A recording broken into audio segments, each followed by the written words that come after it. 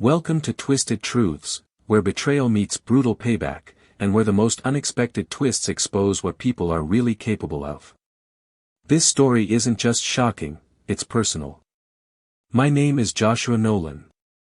I'm 38 years old, a decorated U.S. Air Force pilot, and, up until a few years ago, I thought I was living the American dream. I had a job I loved, a beautiful wife named Emily, and a daughter named Sophie who made every grueling mission feel worth it the second I walked through the front door. But I don't live in that world anymore. Not since the day Sophie whispered 4 words that shattered my reality. Get under the bed. I still remember how the air felt that evening, thick with desert dust as my plane landed early at a base in Arizona. I was returning from a brutal 5-month deployment in Qatar, exhausted but alive. I didn't tell anyone I was coming home early, not even Emily. I wanted to surprise her and Sophie. I had imagined the scene in my head so many times, opening the front door, seeing Sophie run into my arms, Emily dropping whatever she was doing to embrace me. We'd laugh, cry, eat takeout, and fall asleep together on the couch like we used to. I couldn't have been more wrong. When the cab pulled up to our 2-story ranch house, something felt off. The porch light was off. The curtains were closed. No familiar hum of music playing through the living room speakers like there usually was when Emily was cooking dinner. Still, I told myself I was overthinking it. I knocked gently at the door, then used my key. Inside, the house was quiet, too quiet. My boots echoed against the hardwood floor as I walked through the hallway. Emily. I called. Sophie. No answer. Then, from the corner of my eye, I saw a flash of movement upstairs. I followed the sound, my heart beginning to race, not from fear, but from hope. That's when I saw her. Sophie. My daughter. Standing at the top of the stairs in her pajamas with tiny paper airplanes printed all over them, the same ones I'd sent her in a care package from Qatar. Her eyes lit up when she saw me. Daddy. I rushed up the stairs and swept her into my arms. I don't think I've ever held her that tightly before. But then, her expression changed. She looked over her shoulder. Then whispered. Get under the bed. Now. What? I asked, laughing awkwardly. Why? Her eyes filled with tears. Please, Daddy. She doesn't want you here. She's coming. My blood ran cold. I didn't know why I obeyed. Maybe it was the raw fear in her voice. Maybe it was the months of war that taught me to trust my instincts. But I did it. I crawled under the bed in the master bedroom, the very room Emily and I once made a life in, and I waited. 30 seconds later, I heard the front door open. High heels. A man's voice. Then the laughter. Emily's laugh. The one that used to be mine. You sure Sophie's asleep? The man asked. She's fine, Emily replied, her voice sultry and confident. I recognized that voice too. It was my brother, Eric. Eric. My younger brother by 3 years. The golden child who never had to serve a day in his life. He was always creative, sensitive, the one mom and dad spoiled with piano lessons and gallery shows while I learned to fire an M4 and survive in 130-degree heat. Emily used to roll her eyes at him. Eric's nice, she once said, but he'll never grow up. Turns out, she liked him just fine once I was deployed. From under the bed, I listened to them. The sound of them kissing. Laughing. Stripping off clothes. Jokes about me. He's probably too busy being a hero to notice anything, Eric said, and they laughed. That's when it hit me, this wasn't new. It wasn't a one-time mistake. It was routine. While I was risking my life for my country, my wife and my brother were using my house as their playground. And my daughter? She was caught in the middle. Forced to lie, to hide, to protect her father the only way she knew how. I wanted to scream. To burst out from under that bed and end them both. But then I saw Sophie, standing silently in the hallway, her small body trembling, clutching her teddy bear. She was watching too. And in that moment, I knew, revenge would come. But not today. Today, I had to be her father. After they passed out in my bed, I slipped out of the house with Sophie. We walked down the block and called a cab. I took her straight to my mother's house in Flagstaff. The drive was long, quiet, painful. I held Sophie close the entire time, kissing her forehead whenever she looked at me with those broken eyes. "Did Mommy say I'd get in trouble?" she asked softly. "No, sweetheart," I lied. "You did the right thing. You saved me." She didn't smile. She just laid her head on my shoulder and whispered. "I wish it was always just you and me." I barely slept that night. I just kept seeing their faces. Hearing their whispers. The sound of my daughter warning me like I was the one in danger. The next morning, I sat on my mother's porch and stared out at the Arizona desert, wind cutting across the red earth like a blade. My mother brought me coffee and asked what was wrong. I told her everything. She cried. Then she said something I'll never forget. "You've always been a soldier, Josh. But maybe now it's time to become a father. And a man they'll never forget." Those words stuck with me. Like the beginning of a plan. Because I wasn't going to walk away. I was going to burn everything they built together to the ground. The morning after I brought Sophie to my mom's house, the sun rose like nothing had happened. Birds chirped. The wind rustled the trees. But inside me, something had been gutted. I was awake, but I felt dead. Not the kind of death you get from flying into a war zone. No, this was slower. Deeper. The kind of death where your heart beats only because it doesn't know it's supposed to stop. I sat in the same hoodie I'd worn the night before, my duffel bag unopened by the couch. Sophie was still sleeping in my old bedroom. I could hear her gentle breathing through the wall. My mother made breakfast, but I couldn't eat.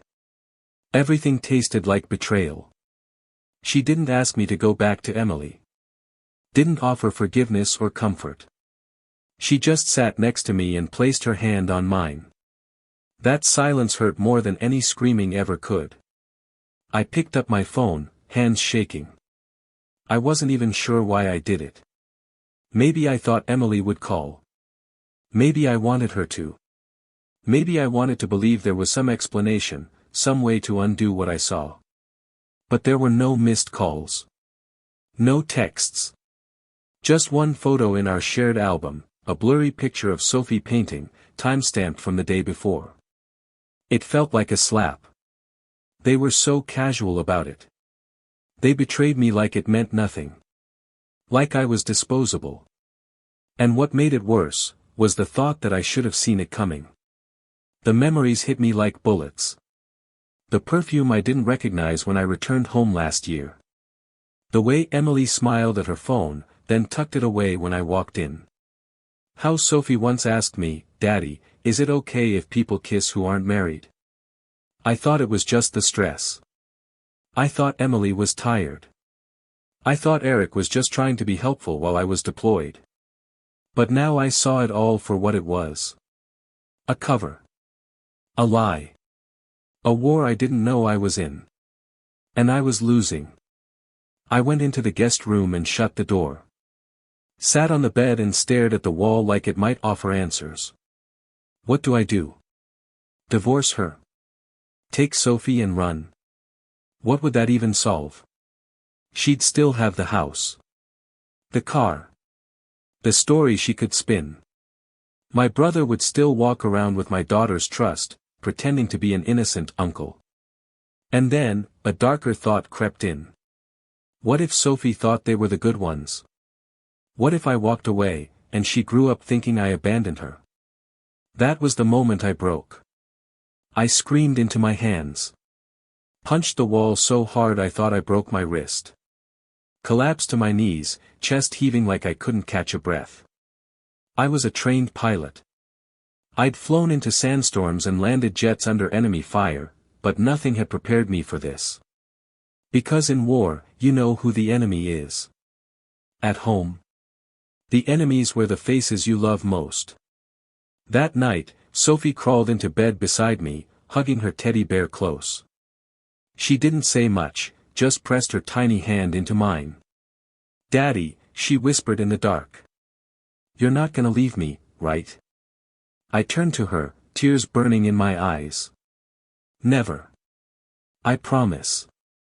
But inside, I knew that promise came with a cost. To protect her, I had to destroy everything. Even if it meant becoming someone I didn't recognize. Even if it meant burning bridges with my own blood. The next day, I called a lawyer. Quietly. Discreetly. Told them everything. Not just about the affair, but about Sophie. The threats Emily had made. The lies she forced my daughter to tell. The lawyer, a woman named Heather Ross, was blunt and sharp. "If this is true, you'll get custody," she said. "But if you want more than that, if you want them to feel it, you'll have to play it smart. And cruel." I asked her what that meant. And she smiled. "Revenge isn't just about fire. It's about frost. You freeze them out. You let them hang themselves. And then you take everything." The plan began that night. I sat with my laptop at my mother's kitchen table while Sophie slept in the next room. I logged into our joint accounts. Downloaded statements. Captured every receipt. Every sketchy transfer. Every unusual expense. Thousands of dollars had been routed through a separate card. A hidden one. Her name was on it, but guess whose address it was linked to? Eric's. Hotel rooms. Jewelry. Plane tickets. Art gallery donations. They'd gotten sloppy. Because they never thought I'd look. And now. I wasn't just a heartbroken husband or a betrayed brother. I was a predator with a pilot's precision. And the storm was coming. I always thought betrayal was the end of something. But it turns out, it's just the first crack in a dam. Because once I looked closer, once I stopped trying to believe in what I wanted to be true, I saw that my marriage, my family, and even my past had been built on secrets. And now, the flood was coming. I spent days combing through records, emails, shared cloud drives. And every file told the same story: Emily and Eric hadn't just been having an affair. They had been planning something. At first, I thought maybe it was just emotional. Maybe Eric offered her support while I was deployed, and one thing led to another. That still would have hurt like hell, but what I found next went deeper. It was financial. Buried in the digital trash bin of our family computer was a PDF. A scanned document. A power of attorney form. One I'd apparently signed while overseas, granting Emily control over my military benefits in the event of my emergency absence. But I never signed that. And worse, it was co-signed by Eric. I zoomed in on the signature line. My name was there, but the signature, it was off. Too clean. Too careful. Like someone traced it from another document. My stomach dropped. They'd forged my signature. They were preparing for something bigger. Something beyond just sneaking around. I ran a background check on my own brother using a contact from the base. What I got back made me sick. Eric had taken out a $75,000 personal loan, citing investment in military housing development. My name was listed in the business proposal as a silent partner. I felt the room spin. That's when it clicked: they were setting me up. If I had died overseas, Emily would have collected my life insurance, my benefits, and full access to the accounts. With Eric listed as a business associate, they'd have claimed the money together. They weren't just cheating on me, they were building a life together using my death as the foundation. And if I hadn't died? They were slowly taking everything anyway. The affair was just the symptom. The real disease was greed. I went to Heather, my lawyer, with the evidence. She read everything in silence, her brows tight, her mouth a hard line. When she finished, she looked up and said, "You have enough to bury them both." "But I don't just want a courtroom victory," I told her. "I want to watch them fall apart." Heather nodded slowly. "Then we do this in stages. First, we make them feel safe. Then we rip it away." Her plan was methodical. Step 1, secure emergency full custody of Sophie, citing emotional abuse and manipulation. Step 2, freeze all joint accounts, pending investigation of financial fraud. Step 3, let Emily and Eric panic, and wait for them to make a mistake. But there was one thing I hadn't done yet. I hadn't confronted them. And part of me still needed that. Not for closure. But for fire. That weekend, I drove back to my old house. My house. Sophie was safe with my mother. Heather told me not to go alone, but I needed them to see me, not broken, not begging. But aware. When I pulled up, Eric's car was in the driveway. The same forest green BMW he used to drive to high school prom. I parked behind him, blocking him in. My boots hit the pavement like gunshots. Emily opened the door. Her eyes went wide. "Joshua." I didn't let her finish. I stepped into the house, brushing past her like she was a stranger. She smelled like that same perfume, the one I didn't recognize the night I came home. Eric stood in the kitchen, shirtless, holding a coffee mug. "Bro, I punched him in the face." He collapsed into the barstools, spilling coffee everywhere. Emily screamed, rushing to his side, but I just stood there, breathing like a man holding back a hurricane. "Sit down," I growled. They did. I laid out the printed evidence on the table. The fake signatures. The loan. The hidden accounts. The power of attorney. Emily started crying. "Eric?" He stayed quiet.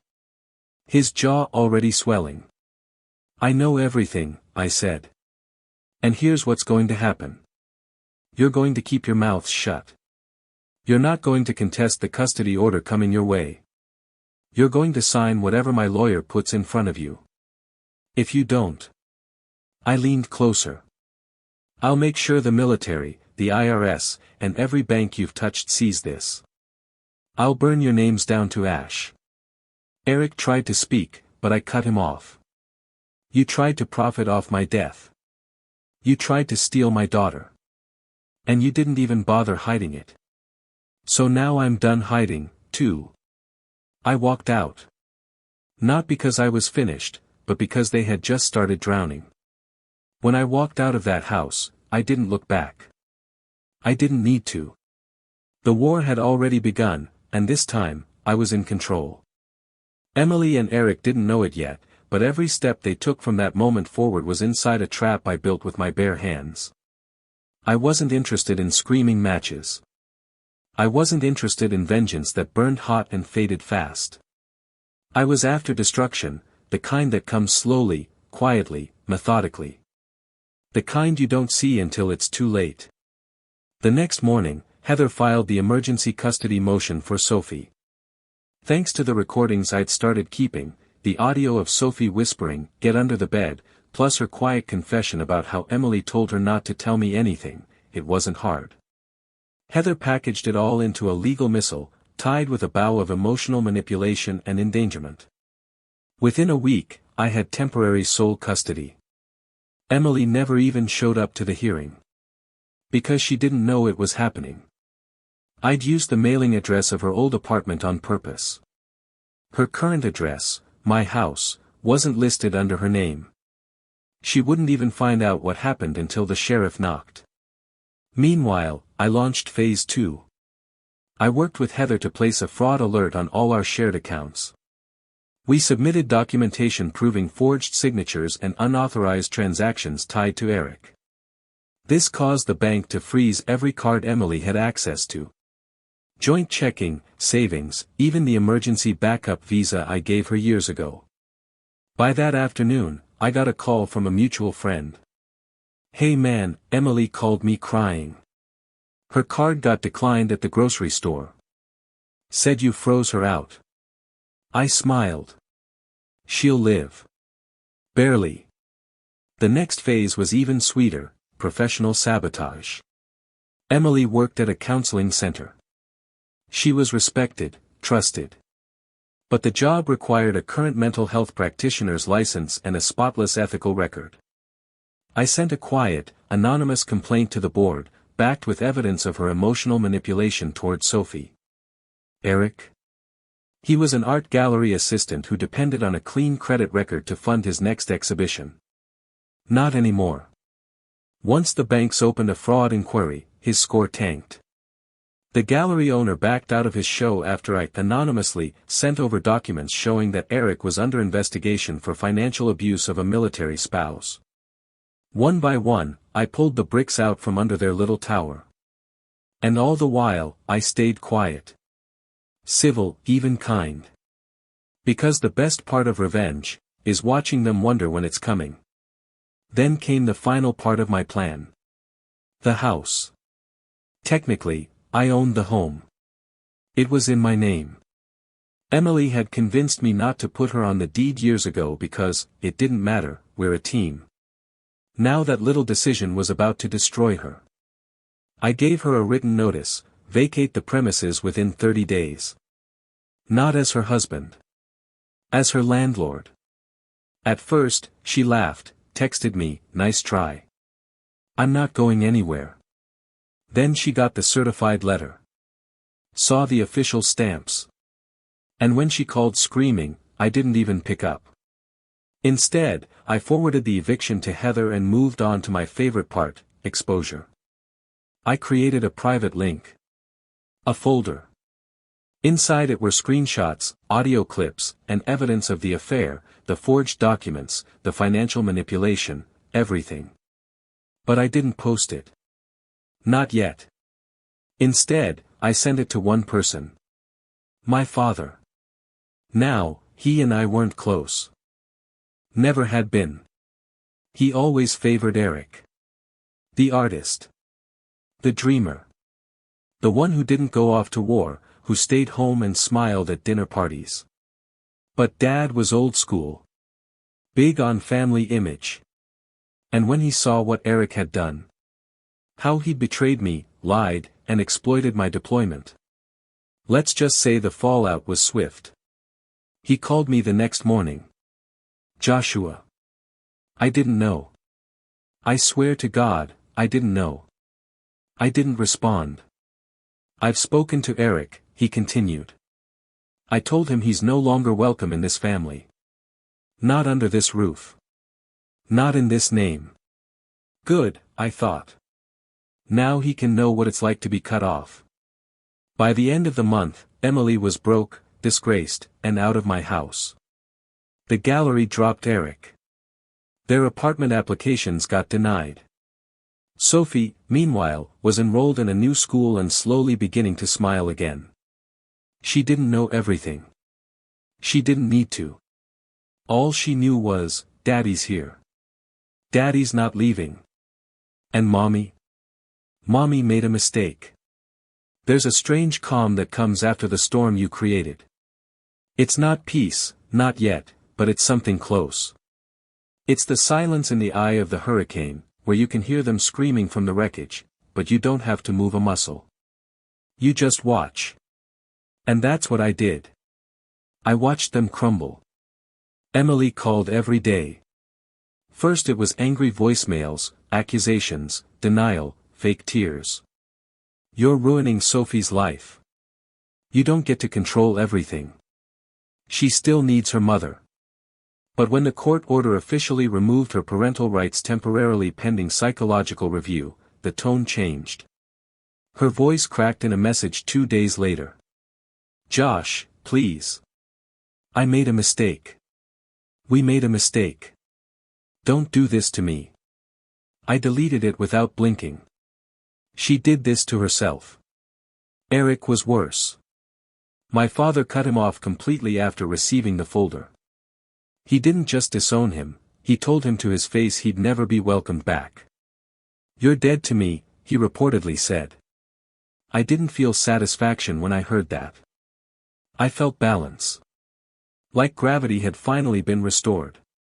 But the real turning point came when I received a visit I never expected. From Emily's best friend, Laura. She was standing outside my mother's house, nervously clutching a paper coffee cup. I almost didn't open the door. But I did. "I need to talk," she said. "About Emily. About all of it." I stepped outside.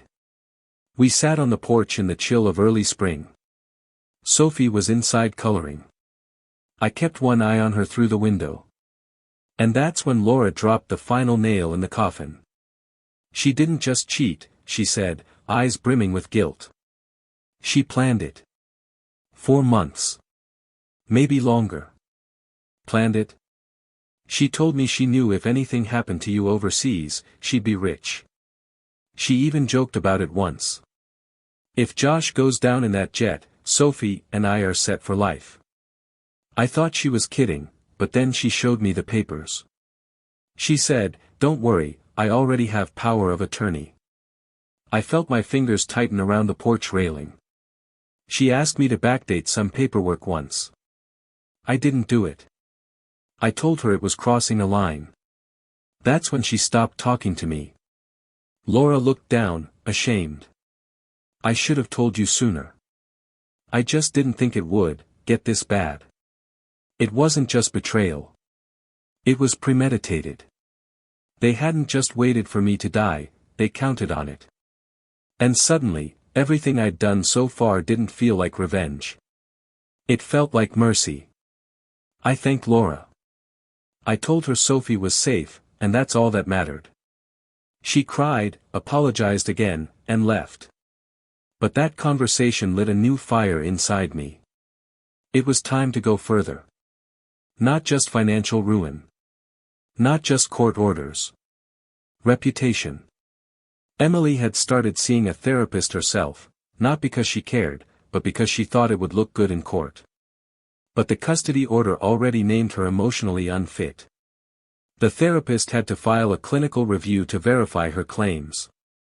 I made sure Heather sent a copy of that file to the court-appointed child advocate, along with Laura's written statement. And as for Eric, I made a call to the VA Fraud Investigations Office. He'd listed himself as a military-affiliated business partner in the forged business loan. Big mistake. That flagged an audit of every transaction linked to both our names. Within days, Eric was under federal review for impersonating a military officer on a loan application. You don't get to steal valor, not from a man who earned it with sweat, blood, and fear. By now, Emily was living in a tiny rental on the edge of town. She'd sold her car. Her bank accounts were empty. I heard through the grapevine that she was trying to pick up shifts at a private clinic, but word had spread. Reputation is hard to fix once it breaks. And I didn't even need to spread lies. The truth was loud enough. Then, one night, I got the voicemail that told me everything I needed to know. It was Eric. "Josh, look, I know you probably hate me. I deserve it. I screwed up. I really did. But I'm your brother, man. We were family. Don't let it end like this. I lost everything. Emily, she's not even talking to me anymore. She said it was my fault. Please, just call me back." I listened to it twice. Then I saved it. Because that wasn't the end. That was just the beginning of my justice. People think revenge is loud, explosive. But real revenge? The kind that stains your soul and leaves your enemies hollow? It's quiet. It's letting them breathe just long enough to think they've survived. And then watching them choke on the air. That's exactly what I did. Weeks passed after Eric's pathetic voicemail. I didn't respond. I wanted him to sit in it. Feel it rot. He'd already lost the gallery, the loan was under federal review, and the fraud charges were gaining traction. And yet, I knew Eric. I knew he was arrogant enough to think he could still twist his way out of it. Sure enough, a mutual friend sent me a screenshot of one of his latest social media posts. Rebuilding from rock bottom. The truth always rises. Grateful for second chances. The caption was paired with a selfie of him in front of a coffee shop, pretending like he was the hero of his own redemption arc. I laughed out loud. Because he had no idea that his entire world was about to collapse. Emily, too, tried to claw her way back. Her therapist had submitted a report stating that she was making meaningful progress, and could be eligible for supervised visitation with Sophie. It was her first small win in months. She sent me an email. Just one sentence. Maybe you're not as cruel as I thought. And that was all I needed. I called Heather the next morning. Time to flip the board. We filed a civil lawsuit against both Emily and Eric, for conspiracy to commit fraud, forgery, and emotional endangerment of a minor. The lawsuit detailed every forged signature, every false application, every dollar misappropriated. It included recorded conversations, Laura's affidavit, even bank documents showing where my deployment pay had been siphoned into accounts only they had access to. The best part? They didn't know it was coming. The sheriff delivered the papers while Emily was attending her recovery workshop. Eric was served at the same coffee shop where he'd posted his little comeback selfie. And just like that, they weren't victims. They weren't survivors. They were defendants. That night, I sat Sophie on my lap in front of the fireplace. She was playing with her paper airplane, the one I helped her fold that afternoon. "Daddy," she asked, "do you think people can change?" I paused. Not because I didn't have an answer. But because I did. "They can," I said. "But only if they really want to. And only if they're brave enough to say sorry, and mean it." She looked at me. "Did Mommy say sorry?" I smiled sadly. "She tried. But it's too late now." Sophie nodded quietly. Then she whispered. "Good." The lawsuit made headlines in our small town. Decorated pilot sues wife and brother for conspiracy and financial fraud. It spread like wildfire. Everyone suddenly remembered how off things seemed when I came home. The neighbors started talking. Her old co-workers distanced themselves. Even the clinic quietly removed Emily's bio from their website. But the real twist? Eric turned on her. He filed a countersuit against Emily, claiming she manipulated him into signing documents he didn't understand. That she forged his name on additional paperwork. That she orchestrated everything. Emily responded with rage-filled texts I never should have seen, but Heather subpoenaed them. She screamed at him, threatened him, blamed him for ruining her life. And in doing so, gave us exactly what we needed. Proof they were no longer aligned. Their unity was gone. The cracks turned to chasms. I let them destroy each other. And all I had to do was sit back, and wait for the final blow. In court, the judge was clear. The financial fraud, the forged documents, the manipulation of a minor, it was all laid out in cold, indisputable evidence. Emily lost all visitation rights. Eric faced felony charges and a civil penalty that would bury him in debt for the next decade. I didn't ask for money. I asked for truth. And I got it, in writing, under oath, and in the eyes of the law. The judge called it one of the most disgraceful abuses of trust I've seen in my courtroom. Emily sobbed at the verdict. Eric stared blankly at the floor. And me? I held Sophie's hand, kissed the top of her head, and walked out of that courtroom finally, free. The courtroom doors shut behind me like the final chapter in a long, brutal book. Outside, the sun was setting, casting warm gold over the parking lot. Sophie squeezed my hand, her paper airplane clutched in the other. She looked up at me and asked, "Did we win?" I looked down at her. And smiled. "No," I said. "We survived." And sometimes, that's the greater victory. The days that followed were quiet, peaceful in a way I hadn't felt since before my first deployment. Not because everything was perfect. But because the war was finally over. Emily didn't appeal. Eric didn't apologize. They both vanished into the wreckage of their own making, broken, and exposed for who they really were. But me? I started over. I bought a modest home just outside of Colorado Springs. 1 story. A little garden out back. Nothing fancy. But every wall, every creaking floorboard, was ours. Mine and Sophie's. She helped me pick out the paint colors. She chose blue for her room. Said it reminded her of the sky I used to fly in. I painted the ceiling with tiny glow-in-the-dark stars, and every night, we'd make up constellations before she drifted off. We didn't talk much about Emily anymore. But sometimes, Sophie would look at me and say, "I'm glad you came back, Daddy." And I'd whisper back, "Me too, sweetheart. Me too." I left the Air Force shortly after. I didn't want to be gone anymore. Not from her. Not from our life. I got a job teaching flight simulation at the academy where I once trained.